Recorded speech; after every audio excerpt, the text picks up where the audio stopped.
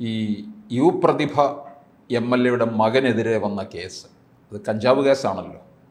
ഇപ്പോൾ അതിനെ സംരക്ഷിക്കാനുള്ള ഒരു ശ്രമമല്ല നടക്കുന്നത്. അത്തരത്തിലുള്ള വാർത്തകളാണ് വന്നുകൊണ്ടിരിക്കുന്നത്. കഞ്ചാവ് ഇനി കേരളത്തിൽ കോളിളക്കം സൃഷ്ടിക്കും. കഞ്ചാവ് മാഫിയ, കഞ്ചാവ് ലഹരി, മാരിജുവാന, കെമിക്കൽ മയക്കുമരുന്നുകൾ, ഇതെല്ലാം ഇനി വർദ്ധിക്കാൻ പോവുകയാണ്. എന്തെന്നാൽ ഗവൺമെൻറ്റിൻ്റെ നയ സമീപനങ്ങളാണ് ഒരു സംസ്ഥാനത്ത് അതിൻ്റെ വർദ്ധിച്ച ഉപഭോഗം തീരുമാനിക്കുന്നത്. ഇവിടെ ഇപ്പോൾ കയറൂരി വിട്ടിരിക്കുകയാണെന്ന് പറയാം. കഞ്ചാവ് ആര് കയ്യിൽ വെച്ചിരുന്നാലും അത് ഉപയോഗിച്ചാലും അത് ശിക്ഷാർഹമാണ്. അതായത് NDPSA ആക്ട് ഉണ്ട്, അതിൻ്റെ 25B ഉണ്ട്, 27B ഉണ്ട്. ഈ 2 ആക്റ്റുകൾ പ്രകാരം ഇവരെ അറസ്റ്റ് ചെയ്യണമെന്നാണ്. അറസ്റ്റ് ചെയ്യേണ്ട ഗുരുതരമായ കുറ്റമാണ്. ഒരു തലമുറയുടെ ഭാവി ഇരുളിലാക്കുന്ന സംഭവമാണ്. നമുക്കറിയാം, MN ഗോവിന്ദൻ നായരുടെ മകൻ ഡൽഹിയിൽ പഠിച്ചപ്പോൾ മയക്കുമരുന്ന് കഴിച്ച് മരിച്ച കാര്യം നമുക്കറിയാം. അപ്പോൾ അത് അദ്ദേഹം അന്ന് സമ്മതിച്ചു, ഒരു പരാതിയുമില്ലാതെ അദ്ദേഹം സമ്മതിച്ചു, ശിരസ്സാ വഹിച്ചു. LSDയോ അതുപോലുള്ള വസ്തുവാണെന്ന് എൻ്റെ ഓർമ്മ. അത് സമ്മതിച്ചു. ഒരു തരത്തിലും അദ്ദേഹം അത് നിരാകരിച്ചിട്ടില്ല. എൻ്റെ മകൻ അങ്ങനെ ചെയ്തില്ലേ.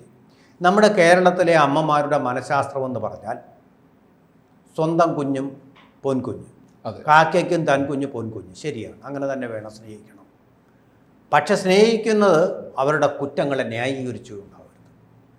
വിജയനാഥ് ഷാരൂഖ് ഖാൻ്റെ മകൻ കപ്പലിൽ പോയി കഞ്ചാവ് സംഘത്തോടൊപ്പം പോയപ്പോൾ പിടികൂടിയ ആ പോലീസ് ഓഫീസർ, IPSകാരൻ, അദ്ദേഹം ഒരു ദലിതനും കൂടിയാണ്.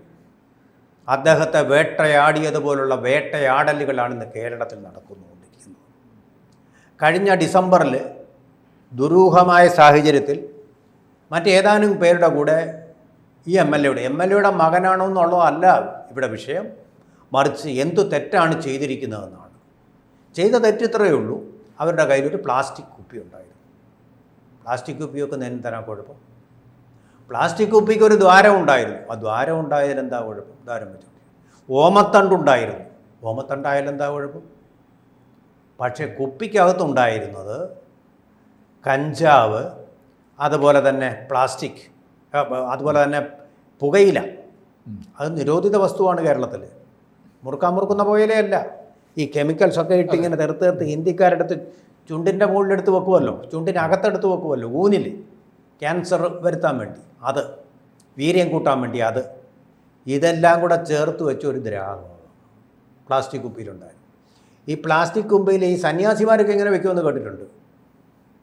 സന്യാസിമാരൊക്കെ അവരൊരു പ്രത്യേക അവസ്ഥയിലെത്താൻ വേണ്ടിയല്ല, ക്രിമിനൽ കുറ്റങ്ങൾ ചെയ്യാനും വേണ്ടിയൊന്നുമല്ല, അവർക്കത് നിയന്ത്രിക്കാനും അറിയാം. ഇവിടെ ഈ കുട്ടികൾ ഇതെടുത്ത് വെച്ചിട്ട് ഓമത്തണ്ട് കൊണ്ട് ഉള്ളിലേക്ക് കഴിക്കുക. അപ്പോൾ ഒരു അനുഭൂതി കിട്ടും. ഈ അനുഭൂതിക്ക് വേണ്ടിയിട്ട് പിന്നെ നമ്മൾ എന്തും ചെയ്യും, കൊലപാതകം വരെ ചെയ്യും അത് കിട്ടാൻ വേണ്ടി.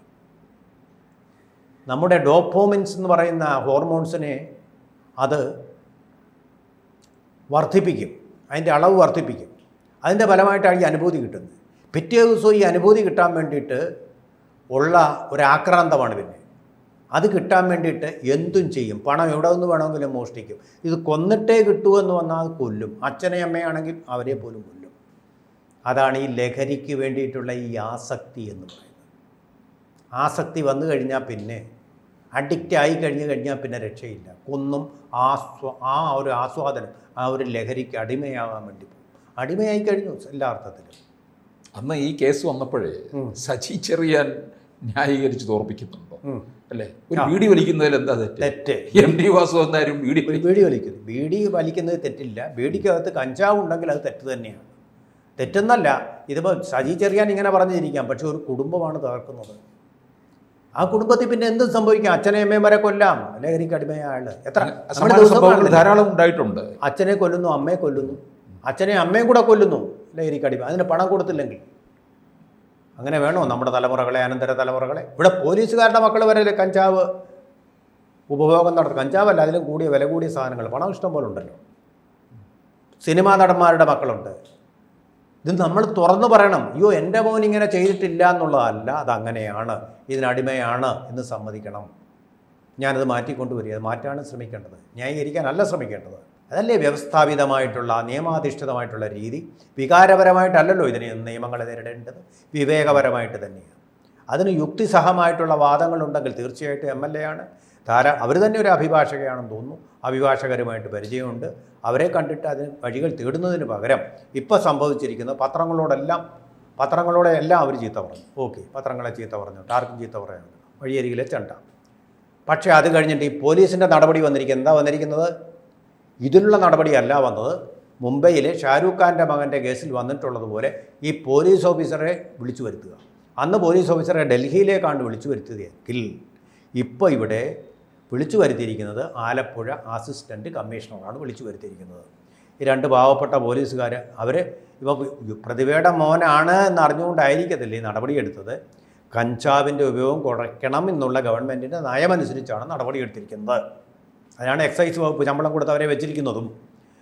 ആ രണ്ട് പേര് അതാണ് ചെയ്തത്. അതായത് CI ആയിട്ടുള്ള ജയരാജ്, എക്സൈസ് CI ആയിട്ടുള്ള ജയരാജ്, റേഞ്ച് ഇൻസ്പെക്ടറായിട്ടുള്ള അനിൽകുമാർ, ഇവർ രണ്ടുപേരും ഇപ്പോൾ പുലിവാല് പിടിച്ച പോലായി. അവർ പോയി അറസ്റ്റും ചെയ്തു. കണ്ടക്ടർ പെട്ടതുപോലെ ആയിപ്പോയി. ആ മേയർ വന്ന് അയാളുടെ ജോലി തെറിപ്പിച്ച് കളഞ്ഞു. കണ്ടക്ടർ മര്യാദയ്ക്ക് വണ്ടി ഓടിച്ചു പോയതേ ഉള്ളൂ.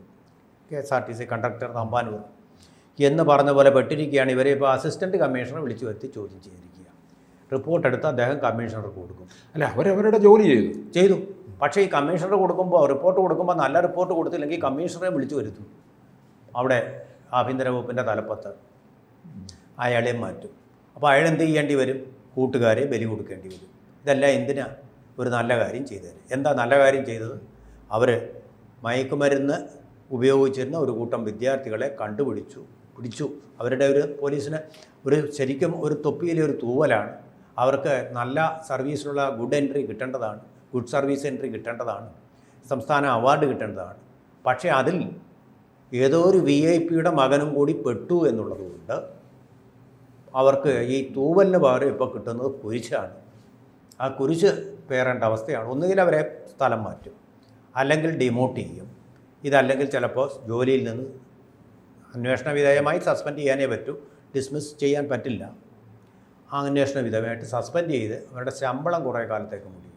വീട്ടുകാരെല്ലാം ചോദിക്കും, നിങ്ങൾക്ക് അങ്ങനെ വരുമ്പോൾ ഈ എക്സൈസ് വകുപ്പിലുള്ളവർ തന്നെ ആകെ കൂടി അവരുടെ വീര്യം, അവരുടെ ജോലി ചെയ്യുന്ന ആ ഒരു വീര്യം മുഴുവൻ ചോർന്നു പോകും, ഡീമോറലൈസ്ഡ് ആവും.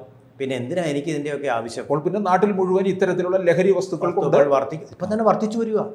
അത്ഭുതകരമായിട്ട് നമ്മളെ ഞെട്ടിപ്പിക്കുന്ന രീതിയിൽ ഇതിൻ്റെ ഉപഭോഗം വർദ്ധിച്ചു വരിക. സ്കൂളുകളിൽ തൊട്ടേ പിള്ളേർക്ക് പുതിയ സുഖങ്ങൾ തേടി പോവുക, പുതിയ സുഖങ്ങൾ തേടി അതിലേക്ക് പോയിക്കൊണ്ടിരിക്കുക. ആൺകുട്ടികളും പെൺകുട്ടികളെല്ലാം.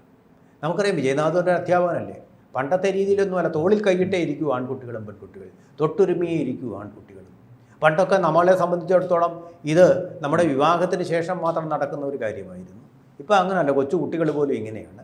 അപ്പോൾ ആ സുഖങ്ങളുടെ പരകോടിയിൽ അവരെത്തിക്കഴിഞ്ഞു. ഇനി അതിനപ്പുറമുള്ള നിഷിദ്ധമായ സുഖങ്ങളിലേക്ക് നീങ്ങിക്കൊണ്ടിരിക്കുന്ന ഒരു തലമുറയാണ്. പണമാണെങ്കിൽ ധാരാളമായിട്ടുണ്ട്, അതിന് പ്രശ്നമില്ല. അപ്പോൾ അങ്ങനെയുള്ള ഒരു ജീർണ സംസ്കാരത്തിലേക്ക് പോയിക്കൊണ്ടിരിക്കുമ്പോൾ അത് തടയേണ്ട ബാധ്യത ഇവിടുത്തെ ജനപ്രതിനിധികൾക്കുള്ളതാണ്, പോലീസിനുള്ളതാണ്, ഭരണ നേതൃത്വത്തിനുള്ളത്. അതിന് വിപരീതമായിട്ടുള്ള ഒരു പശ്ചാത്ഗമനമാണ് ഇപ്പോൾ നടന്നുകൊണ്ടിരിക്കുന്നത്. അപ്പോൾ എന്തെങ്കിലും ആലപ്പുഴയിൽ നിന്ന് ഇതിൻ്റെ ഒരു അനുരണനം ഉണ്ടാകണം. ഒരു അനുരണനവുമില്ല. ഇതാണ് രീതി. ഇവരെ വിളിച്ച് വാൺ ചെയ്യുക തന്നെ ചെയ്യും. റിപ്പോർട്ട് കൊടുക്കുമ്പോൾ ഇവരുടെ കാര്യം ഏതാണ്ട് തീരുമാനമാവും. ഈ രണ്ട് പാവപ്പെട്ട സത്യസന്ധരായിട്ടുള്ള കർമ്മനിരതരായിട്ടുള്ള പോലീസുകാരുടെ കാര്യം ഏതാണ്ട് കട്ടപ്പുകയാവും. പ്രതിഭയുടെ പ്രതിഭാവിലാസവും അതാണ് വികാരപരമായിട്ട് ഇടപെട്ട MLA കാര്യം അവർ വിജയിക്കും, പോലീസുകാർ തോൽക്കുകയും ചെയ്യും.